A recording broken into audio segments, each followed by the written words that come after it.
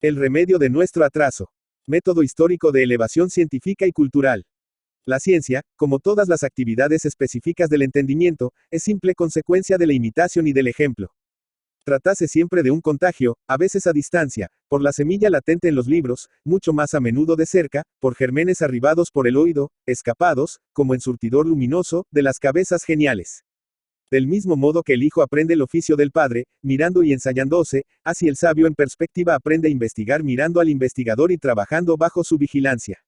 Como dice acertadamente Castillejo, uno de los apóstoles más fervientes y desinteresados de nuestro renacimiento intelectual, los florecimientos culturales son producto del contacto de civilizaciones diferentes. Hay una especie de fecundación que, sin ahondar ahora más, puede bien referirse al carácter de producto social que la cultura tiene, lo mismo referida a las colectividades de individuos que a las de los pueblos. Tan palmaria verdad es que la ciencia brota de la fecundación intelectual inmediata, que no se citará un solo país en donde el ansia de saber haya surgido con absoluta espontaneidad.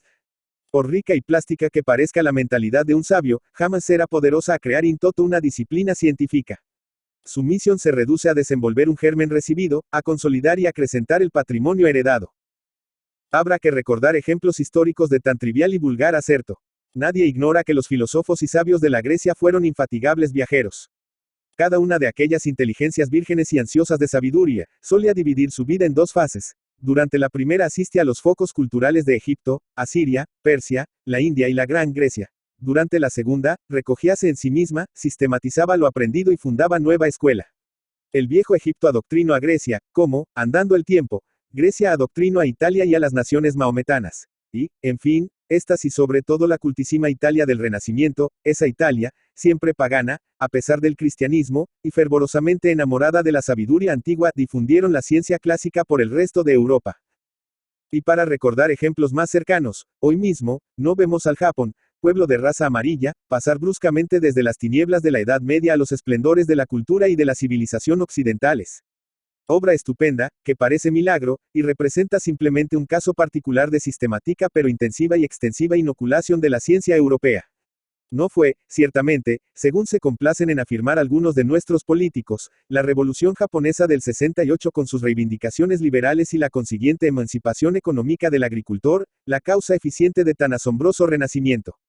No. Los artífices de la grandiosa ascensión fueron, en primer término, el alto sentido político del emperador y sus ministros y, a guisa de instrumentos, esos miles de jóvenes pacientes, silenciosos, concentrados, que, por mandato del gobierno, vinieron a Europa a escudriñar, llenos de fervor patriótico, en laboratorios, seminarios, talleres, fábricas y arsenales, los secretos de la sabiduría y de la fuerza occidentales.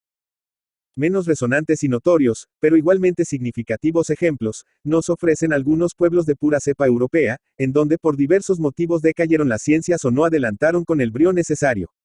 Recordemos a Italia, cuyas universidades, un tanto enervadas durante la primera mitad de la pasada centuria, supieron remozar la caduca savia, importando profesores alemanes y, sobre todo, educando sistemáticamente en el extranjero la flor de su juventud intelectual y docente.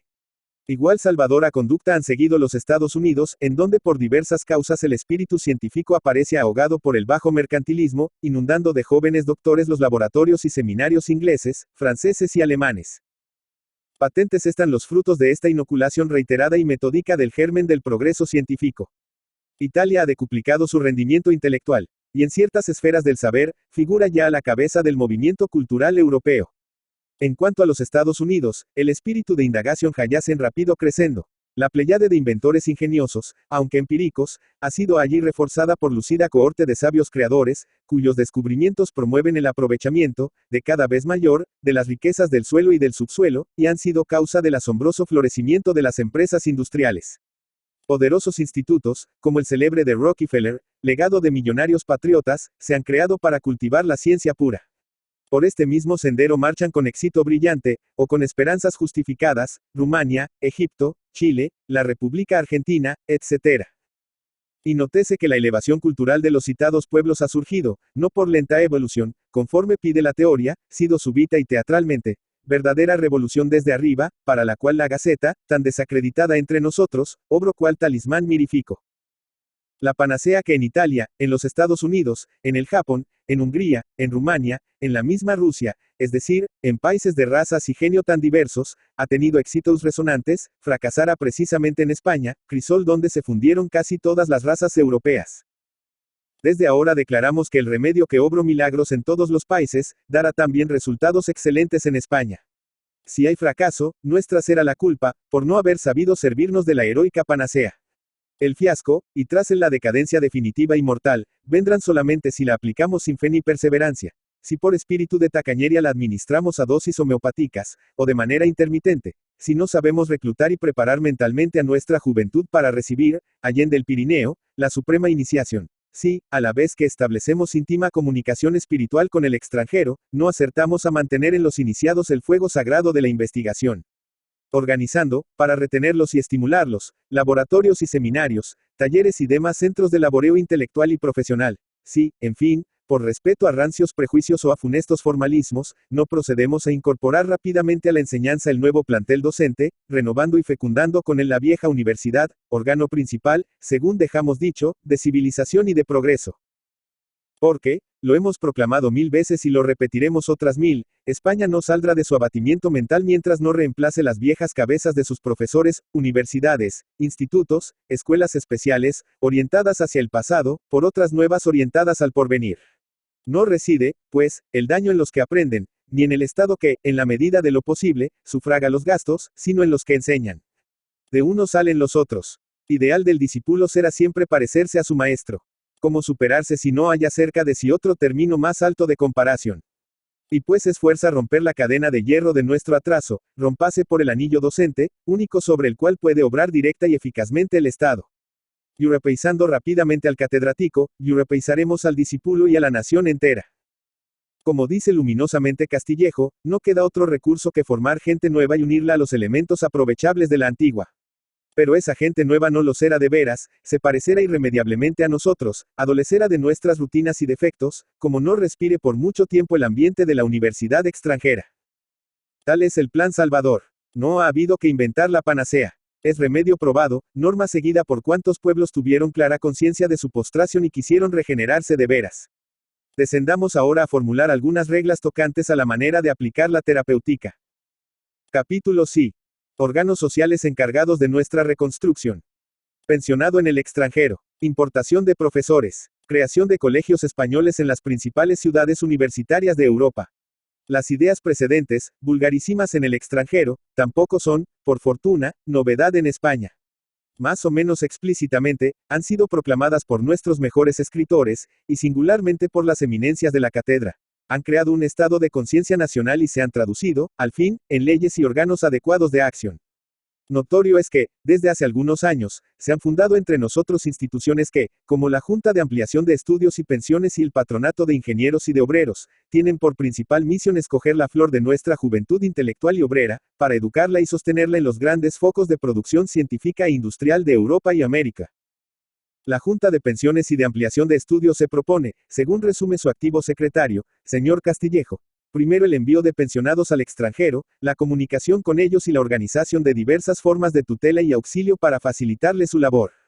Segundo, un servicio de información extranjera en las cuestiones de educación, para divulgar el conocimiento de los centros docentes y las condiciones de la vida en los principales países. Tercero, un patronato de estudiantes que secunde la iniciativa privada, auxiliando el envío de jóvenes al extranjero por cuenta de las familias.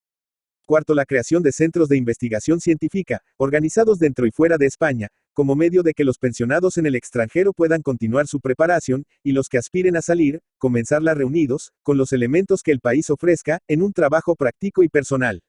Hay hasta ahora constituidas 3 agrupaciones: el Centro de Estudios Históricos, el Instituto Nacional de Ciencias Físico-Naturales y la Escuela Española de Roma para Arqueología e Historia. Quinto, el fomento de las instituciones de carácter educativo, para mejorar en todos los órdenes de la vida de nuestros escolares. Se ha abierto ya en Madrid la primera residencia de estudiantes donde estos hayan favorables condiciones higiénicas, morales e intelectuales, dentro de un régimen de sana libertad. La lealtad, la imparcialidad confesional y el sincero patriotismo con que la Junta de Pensiones y de Investigaciones Científicas ha aplicado los referidos principios de elevación cultural, han sido reconocidos por la mayoría de los conspicuos de la política, sin distinción de matices. Aprobaciones valiosas ha merecido también de nuestros más brillantes escritores, entre los cuales fuera imperdonable olvidar al cultísimo y ecuánime crítico Gómez Vaquero, cuyas elocuentes conferencias de Portugal versaron precisamente sobre las funciones de la Junta y los resultados alentadores obtenidos. Conscientes de que se deben a una obra esencialmente nacional, los miembros de la susodicha corporación, a la hora de proponer pensiones u otorgar becas de trabajo, no disciernen otros colores que los gloriosos de la española bandera, que son también los mismos de la aurora espiritual por todos anhelada. Colaboradores humildes de dicha institución, no debemos justipreciar su labor. Fuera, además, harto prematuro. Seanos lícito, sin embargo, olvidarnos por un momento de nuestro insignificante concurso, y apreciar objetivamente los resultados. Repetimos que es todavía temprano para hacer el arqueo de los valores logrados. La semilla dará fruto solamente dentro de algunos años. La justicia obliga, empero, a confesar que, no obstante la timidez e irresolución con que el Estado y en su nombre la citada Junta han procedido, hanse recogido cosechas estimables. Por de pronto, en la nueva generación, el tipo mental del maestro declamador y meramente comentarista disminuye visiblemente, y de día en día aumenta el número de revistas científicas nacionales, de laboratorios y seminarios de investigación y de entusiastas profesores entregados a pesquisas originales. Puntualicemos un poco. Por lo que toca a la biología, contamos ya con un plantel de laboratorios cuyas investigaciones son conocidas y apreciadas en el extranjero, donde algunos de ellos han explicado cursos y dirigido laboratorios. Diversas revistas alemanas, inglesas y nacionales, y singularmente los trabajos del Laboratorio de Investigaciones Biológicas y el Boletín de la Sociedad Española de Biología, registran sus interesantes comunicaciones. Solo en la revista citada de mi laboratorio, Trabajos del Laboratorio de Investigaciones, etc. Años 1912 a 1923, han sido publicadas por alumnos o profesores pensionados más de 50 monografías originales, algunas con descubrimientos de primera fuerza. Los naturalistas, laboriosos como siempre, aunque lentos todavía en adoptar ciertos métodos de estudio histológico, embriológico, etológico y psicológico, han acrecido cualitativa y cuantitativamente su rendimiento. Aparte las comunicaciones insertas en el boletín de la Academia de Ciencias, cada día son más interesantes las que ven la luz en los acreditados anales de la Sociedad Española de Historia Natural. La creación de la Comisión de Investigaciones Paleontológicas y Prehistóricas ha dado también opimos frutos. Sus doctos y activos profesores, adoctrinados por ilustres especialistas franceses y alemanes, nos han redimido del bochorno de que nuestra península constituyera, en lo tocante al arte e industria prehistóricos, exclusivo campo de explotación de sabios extranjeros. Grandes esperanzas nos hacen concebir también los físicos, químicos, matemáticos e ingenieros llegados recientemente de Alemania, Holanda, Bélgica y Francia. Algunos de ellos se han ilustrado ya con importantes investigaciones en parte publicadas por la Junta de Pensiones, y en su mayoría insertas en la joven revista de Física y Química. Hasta los matemáticos, tan flemáticos y apocados antes, han fundado, por fin, un seminario y una revista, donde hallan estímulo y publicidad sus estudios, de cada día más originales y profundos. Brillante y copiosa es también la pléyade de juristas, historiadores, filólogos y psicólogos, etc., que han importado de Alemania el secreto de la investigación positiva y exacta. Obrador y cauce para sus actividades en Crescendo, es el Centro de Estudios Históricos y los libros numerosos que la Junta de Ampliaciones de Estudios da a luz periódicamente. Con satisfacción se advierte que la nueva floración de sociólogos, humanistas, críticos literarios, historiadores y lingüistas, han abandonado el cómodo proceder del impresionismo, tendencionismo y declamacionismo, para sentar serena e impersonalmente doctrina propia sobre datos de primera mano, documentos y cifras. El cuadro en conjunto es consolador y abre al patriotismo español perspectivas luminosas. No nos ofusque, empero, tan alentador resultado. Convengamos en que el fruto logrado es deficiente aún, y harto inferior a nuestra potencialidad productiva. Avanzamos a paso de tortuga, cuando necesitaríamos velocidades planetarias. Consuélanos solamente el considerar que los bienes logrados, aunque mezquinos, corresponden aproximadamente a la importancia de los esfuerzos. Causas notorias, oportunamente pregonadas por espíritus clarividentes, explican la modestia del éxito logrado. Sobre las principales de ellas se han nos permitido exponer brevemente algunas reflexiones. Primera, escasez de las pensiones. El método del pensionado en el extranjero, bueno como norma educadora, solo puede rendir frutos suficientes cuando se le aplica en grande escala, sin timideces ni recelos, y en la persuasión de que la mayor parte de la semilla habrá irremisiblemente de perderse. Satisfechos podríamos quedar si, de los 90 o 100 pensionados actuales, lograránse 8 o 10 obreros útiles a la elevación cultural del país. Pero el número de 80 a 90 pensionados entre profesores, doctores, ingenieros, médicos, naturalistas, abogados, historiadores, filólogos, artistas, pedagogos, etc. Cifra que representa un máximo con relación a otras anualidades, constituye cantidad irrisoria y casi despreciable, si se tiene en cuenta nuestro atraso y la largueza y decisión con que proceden en este punto otras naciones. No nos hagamos ilusiones. Nuestro país necesita ser reformado radicalmente de alto a bajo, hostigando y estimulando al amodorrado cuerpo social hasta la entraña misma. Para tan intensa fermentación son necesarios cientos y acaso miles de pensionados, legiones de jóvenes decididos a arrancar a Europa el secreto de su grandeza y a infundir un nuevo espíritu en todas nuestras relajadas instituciones docentes y administrativas. Segunda escasez del tiempo de pensión. En Italia, y en casi todas las naciones de producción científica accidentalmente aminorada, las pensiones en el extranjero duran 3 años, en vez de 1 o medio, salvo prórroga, según es costumbre entre nosotros. Nuestro tiempo de pensión es harto insuficiente. Exceptuados los profesores cultos y habituados a la investigación, que visitan los laboratorios extranjeros con la mira de dominar un nuevo método de estudio, o de profundizar, al lado de sabio ilustre, algún tema especialísimo, la duración del pensionado debe prolongarse 3 años o, por lo menos, 2. A nadie se le ocultarán los motivos justificativos de tal plazo, y menos a los encargados del magisterio docente, conscientes como somos de la deficiente preparación técnica, y del casi ningún conocimiento de idiomas de la inmensa mayoría de nuestros doctores y licenciados. Durante el primer año, el pensionado invierte casi todo su tiempo en perfeccionarse en la lengua y en familiarizarse con los métodos de trabajo. Solo más adelante puede emprender labor útil y penetrar en la intimidad espiritual del maestro. Tercera, escasa edad e insuficiente preparación técnica del candidato. He aquí 2 importantes causas de esterilidad del pensionado, consecuencia fatal de un estado de cosas que ni la Gaceta ni la Junta de Pensiones serán poderosas a corregir por ahora. El candidato a pensión está mal preparado, porque la inmensa mayoría de nuestros maestros lo están también, y suele carecer de la madurez mental indispensable, por culpa de leyes que, de acuerdo con los íntimos anhelos del padre de familia, obligan a las fábricas del liceo y de la universidad a lanzar apresuradamente al mercado social sus inconsistentes hechuras. Salvo precocidades excepcionales, la vocación constituye estado de alma tardío, resultado del tanteo divergente de las fuerzas mentales y de la prueba objetiva de las propias aptitudes. Por regla general, esta clara conciencia de la vocación surge desde los 25 a los 28 años, aunque sobre este punto nada seguro quepa establecer. De todos modos se corre grave riesgo de perder tiempo y dinero, enviando al extranjero mozos de 20 a 24 años, ignorantes de sí mismos y sin gustos ni vocación bien definidos. En su atolondramiento, muchos de ellos toman por aptitud científica el ansia aventurera de viajar o el deseo de adquirir, por cuenta del Estado, cierta cultura general de buen tono. Y cuando por obligación del cargo visitan laboratorios y asisten a cursos, van animados más bien de curiosidad novelera y de conocer la fisonomía moral y anecdótica del maestro, que del afán de empaparse profundamente en el espíritu de la escuela. Cuando se pregunta a los extranjeros conocedores de la organización docente española acerca de las causas de nuestra flojedad productiva, la contestación es tan unánime como justa. La universidad extranjera, dicen, recibe de la enseñanza secundaria hombres hechos, con una base científica y literaria muy sólida.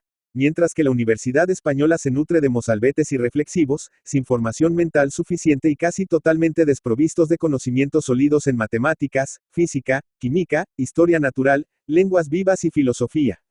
Este grave mal ha sido también deplorado por muchos de nuestros maestros, singularmente por André, en cuyos libros, señaladamente en el titulado La mentalidad alemana, se hace crítica luminosa y justa de nuestra defectuosa organización universitaria. Defecto es este imputable más que a las leyes, a nuestros impacientes padres de familia, que solo se preocupan de que su hijo obtenga un título profesional con el menor gasto posible de tiempo y de dinero. Lo que no sepa, dicen ellos, ya lo aprenderá después, y, en efecto, no lo aprenden casi nunca. No está en las atribuciones de la Junta de Ampliación de Estudios pensionar, como decía cierto ingenioso político, a los cabezas de familia para que aprendieran fuera de España el arte de ser padres cabales. Pero fuera deseable que a la hora de proponer candidatos tuviera muy en cuenta dicho factor de esterilidad, rechazando, salvo excepciones justificadas, a todos los intonsos doctores y licenciados menores de 25 años, sin vocación consolidada ni preparación técnica elemental suficiente. Colegios españoles en Londres, París y Berlín. Aunque no somos entusiastas de este procedimiento aconsejado por Costa, no vemos inconveniente en que se le ensaye, creando en Cambridge, Leipzig o Múnich algún colegio español, donde numerosos becarios cursen, según los métodos modernos, tanto la enseñanza secundaria o de liceo, como la universitaria o superior. Entre otras ventajas, este método de precoz trasplantación tendría la valiosísima de modelar la voluntad y el carácter en la época en que el ambiente social, los deportes, etc., obran con mayor eficacia educativa, y la no menos importante de ofrecer desde el principio a las juveniles inteligencias un pasto intelectual suculento y sano, en lugar de la memorista y superficial instrucción servida, salvo excepciones, en nuestros institutos y colegios de segunda enseñanza.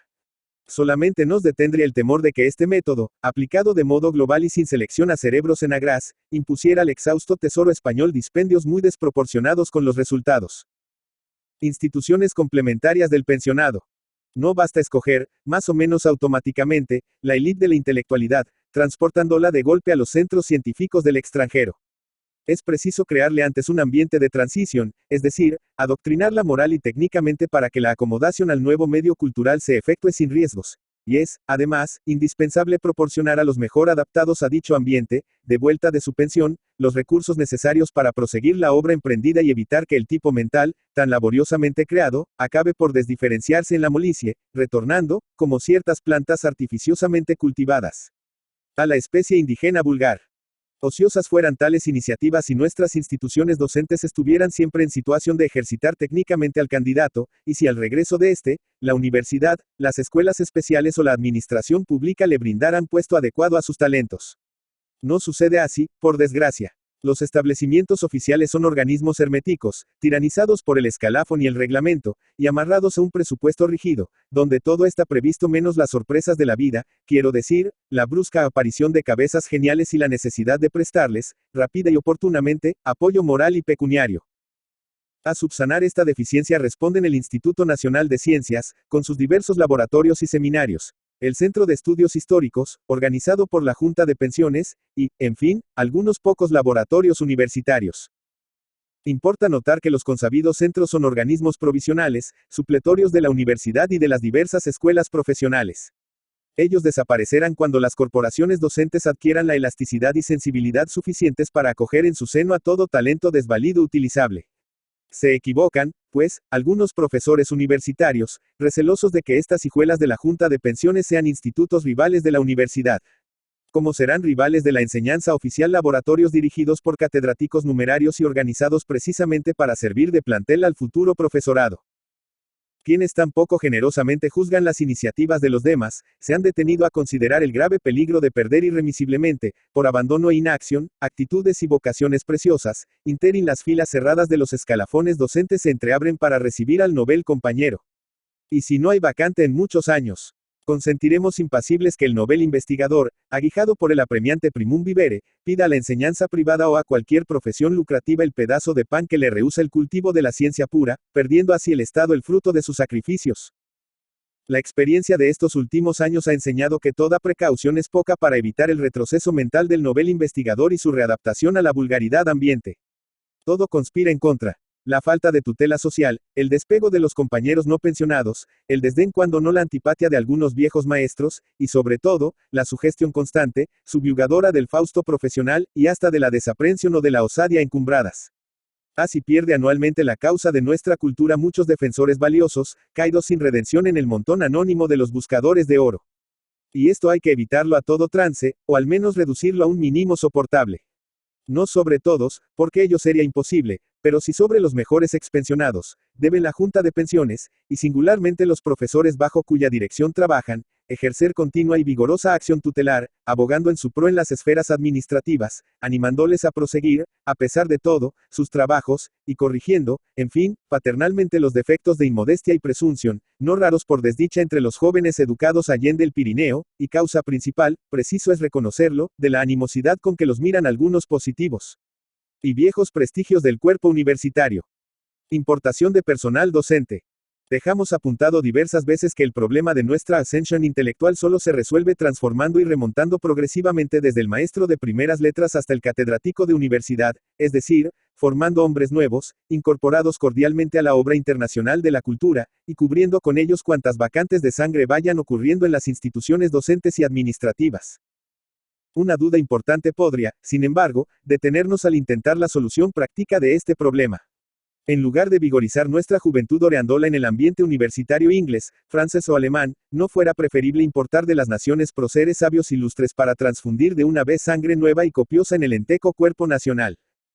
Considerado a priori, tan radical recurso de tonificación espiritual, que cabría llamar método de injertación cultural, parece el más rápido, eficaz y económico. A este heroico remedio confió Italia, hace 55 años, la renovación de su decadente universidad. Maestros alemanes tan prestigiosos como Uvgt, naturalista, Moleschott, anatómico, Schiff, fisiólogo, Kleinenberg, anatomía comparada, Schoen, anatomopatólogo, Kisou, psicólogo experimental, y otros varios regentaron cátedras en la citada nación. De ella surgió brillante pléyade de discípulos entusiastas que continuaron gloriosamente la obra de los maestros exóticos.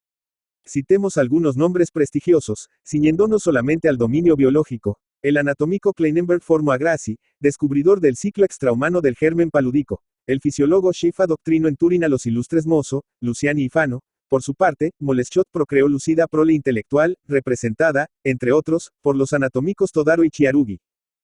Con éxito excelente, aunque menos brillante, se ha empleado también este método en Rusia y en los Estados Unidos, y con efectos inciertos o poco alentadores, en Chile y la Argentina. Recordemos, en fin, que la injertación intelectual tuvo entre nosotros iniciador augusto y entusiasta en Carlos III, quien, lleno de paternal amor a sus vasallos, intentó sin éxito aclimatar en España, con el químico Proust y otros sabios de fama mundial, el gusto por la investigación. La inmigración temporal o la incorporación definitiva de investigadores forasteros constituye método de inoculación directa y supraintensiva, capaz de sacudir, en circunstancias favorables, el amodorramiento intelectual de un país. Más apresurémonos a declarar que este proceder solo puede rendir seguros beneficios en aquellas naciones donde el ambiente moral está suficientemente preparado y a condición de que las diferencias étnicas, lingüísticas y de hábito mental entre el país transfusor y el transfundido sean poco acentuadas.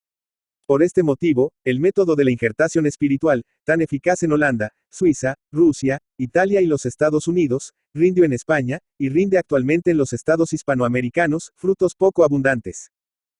Por nuestra parte, nos confesamos fervientes partidarios de la importación de hombres de ciencia, método que puede combinarse ventajosamente con el pensionado, pero a condición de que personas conocedoras del cuerpo universitario inglés, francés o alemán, hábilmente secundadas por nuestra diplomacia, nos deparen sabios de primera magnitud y dotados de robusta vocación docente.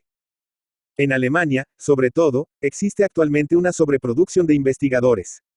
Muchos de ellos, forzados de la necesidad, emigran a Holanda, Rusia, Hungría, Estados Unidos, Inglaterra, imposibilitados, como están, de subsistir decorosamente en la universidad nativa, donde la concurrencia vital es abrumadora.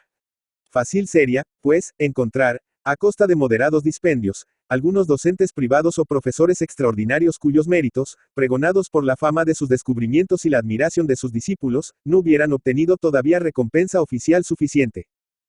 Ni nos detendría la consideración de que dichos maestros nos abandonaran a los pocos años, deseosos de reanudar su carrera universitaria en la nación de origen, porque en 1 o 2 lustros de estancia entre nosotros habrían, sin duda, formado discípulos, tanto más aventajados cuanto que el profesor, aspirando a merecer en su país el codiciado título de profesor ordinario, no sentiría la tentación de dormirse sobre sus laureles.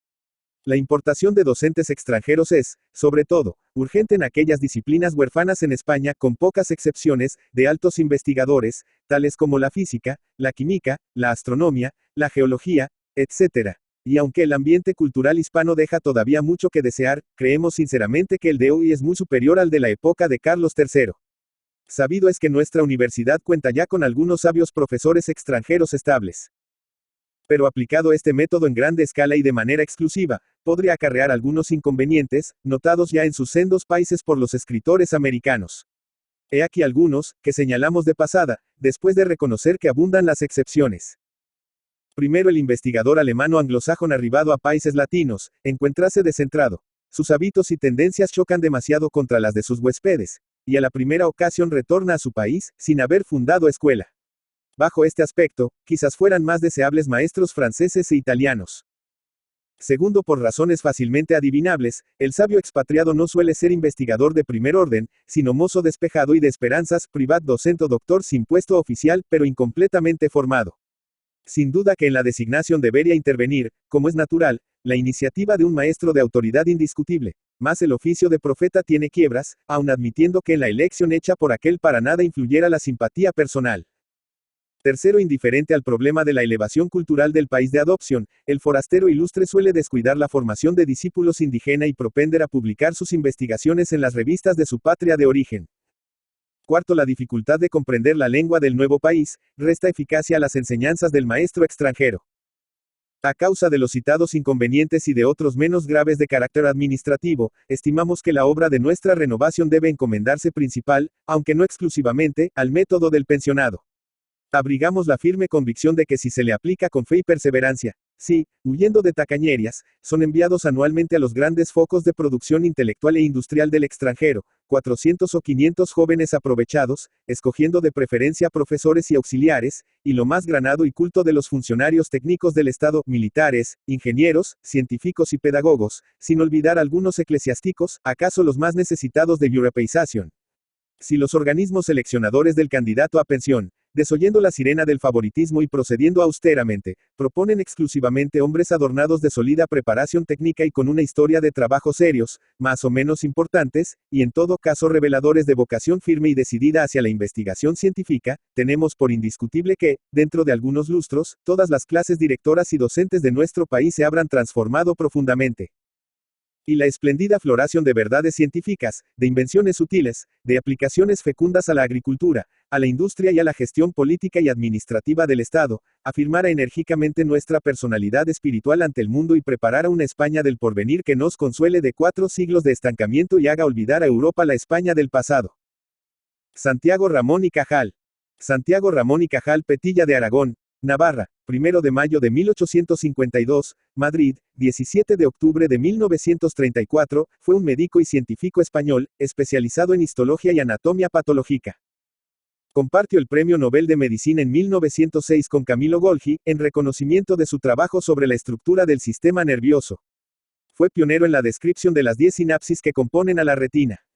Mediante sus investigaciones sobre los mecanismos que gobiernan la morfología y los procesos conectivos de las células nerviosas, desarrolló una teoría nueva y revolucionaria que empezó a ser llamada la doctrina de la neurona, basada en que el tejido cerebral está compuesto por células individuales. Humanista, además de científico, está considerado como cabeza de la llamada generación de sabios. Es frecuentemente citado como padre de la neurociencia.